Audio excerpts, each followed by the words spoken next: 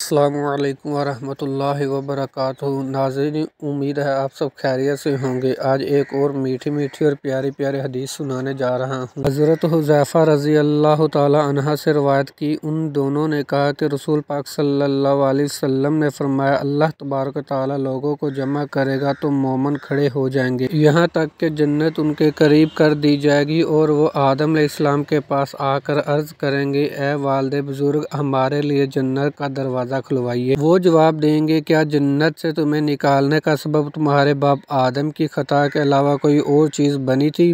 میں اس کام کا اہل نہیں ہوں، میرے بیٹے اللہ کے خلیل ابراہیم علیہ السلام کے پاس جاؤ۔ آپ نے فرمایا، ابراہیم علیہ السلام کہیں گے، اس کام کو کرنے والا میں نہیں ہوں، میں خلیل تھا، مگر اولین شفاعت کے اس منصب سے پیچھے تم موسیٰ علیہ السلام کا رخ کرو، جن سے اللہ تعالیٰ نے کلام کیا۔ لوگ موسیٰ علیہ السلام کے پاس آئیں گے، وہ جواب دیں گے، اس کام کو کرنے والا میں نہیں ہوں، اللہ کی روح اور اس کے کلمے عیسیٰ علیہ السلام کے پاس جاؤ۔ عیسیٰ علیہ السلام فرمائیں گے، میں اس کام کو کرنے والا نہیں ہوں، تو لوگ محمد صلی اللہ علیہ وسلم کے پاس آئیں گے، آپ اللہ کے سامنے قیام فرمائیں گے اور آپ کو شفاعت کی اجازت دی جائے گی، امانت اور قرابت داری کو بھیجا جائے گا۔ وہ پل صراط کی دونوں جانب دائیں اور بائیں کھڑی ہو جائیں گی، تم میں سے اولین شخص بجلی کی طرح گزر جائے گا۔ میں نے پوچھا، میرے ماں باپ آپ پر قربان، بجلی کے گزرنے کی طرح کیا ہے؟ آپ صلی اللہ علیہ وسلم نے فرمایا، تم نے کبھی بجلی کی طرف نہیں دیکھا، کس طرح پلک جھپکنے میں گزرتی ہے اور لوٹتی ہے، پھر ہوا کے گزرنے کی طرح تیزی سے، پھر پرندہ گزرنے اور آدمی کے دوڑنے کی طرح ان کے اعمال ان کو لے کر دوڑیں گے، اور تمہارا نبی